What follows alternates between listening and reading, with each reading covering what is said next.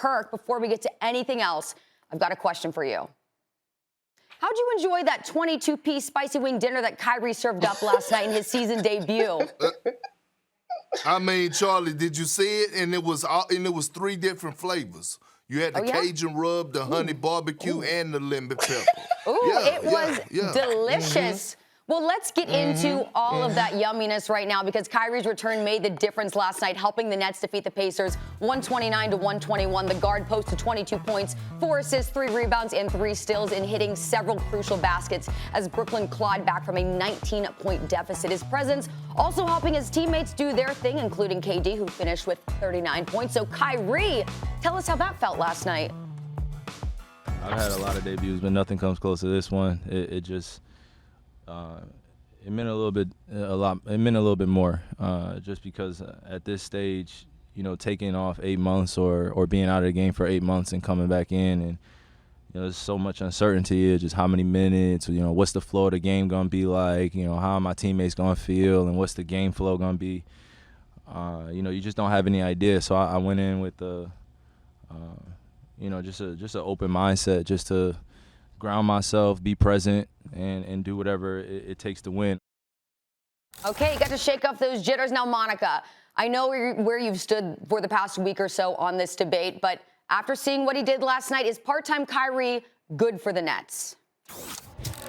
Oh, Charlie, part-time Kyrie is not bad for the Nets. He's a terrific basketball player, and if I can just stick with Perk's chicken wing analogy, that was the most consistent chicken wing order that I would have expected. In fact, if I didn't know that the shop that makes the chicken wings had missed 35 opportunities to cook those chicken wings, I would have never known that he had missed any time at all. And so I think in many ways, last night's performance for me, and I mean this in a positive, was kind of unremarkable. It was a standard Kyrie Irving, and if you don't know the context of the big picture, you would have never known. And in particular, I thought in the second half of the third quarter and in the fourth quarter, his leveling up defensively was something that stood out to me as a positive. I think his offensive ability, no questions asked, right? Like, his layup package is undefeated. His handles are elite.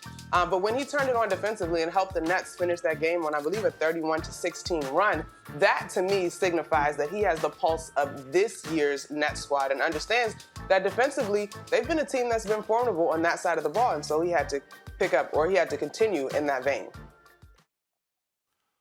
Monica.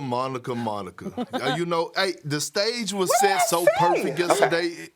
Listen, here's the thing. The stage, it was a perfect example of what I was trying to explain to you yesterday, ma'am, when I said, listen, on the road, you're getting ready for the long haul. On the road, you need your superstars to step up for you. Here it is, Kyrie Irving, first game back. They were down double figures. I believe at one point it might have been 18 points they were down. And all of a sudden, Kevin Durant and Kyrie Irving took over the game.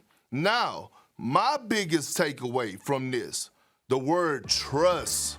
And from what I peeped is that Kevin Durant, along with the Brooklyn Nets, trust Kyrie Irving more than they trust James Harden. And here's why.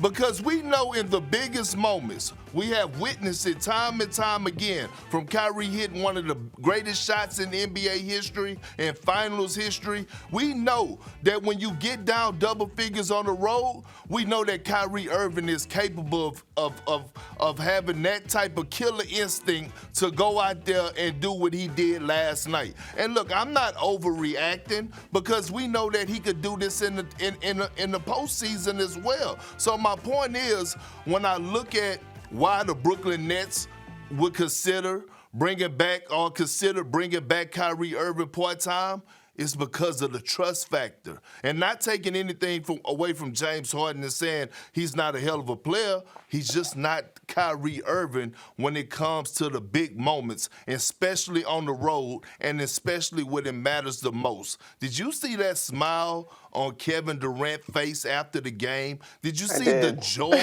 that he had?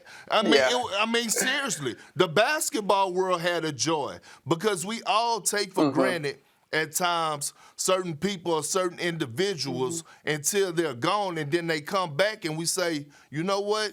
We got a whole nother appreciation for Kyrie Irving. I think Kyrie had that joy, right? Too, Perk? I mean, he talked about the 8 months away and what it means to be on the court.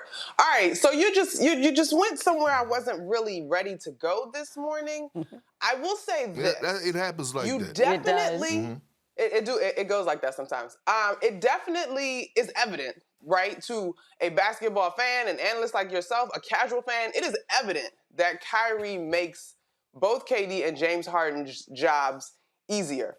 There is certainly a level of trust there because otherwise this very unique situation probably doesn't fly. More than James Harden? I understand where you're coming from, but just again, because of this unique situation, I think James is actually in a position, not that it's competitions between teammates, but for the sake of our conversation, I think James is in a position to garner some of that trust back just because he's going to be there. And I get it. Some of Kyrie is better than no Kyrie. But Perk, you've been a part of championship squads, and there is something to be said for continuity. Now, this is a unique group of guys. The big three wanted to play together. They're going to make these concessions. But I don't care what you say. There is still something to be said for continuity. And so I think because James has the opportunity to be there consistently, especially if he can stay healthy, I think he can garner some of that trust back. Thanks for watching ESPN on YouTube. For live streaming, sports, and premium content, subscribe to ESPN+.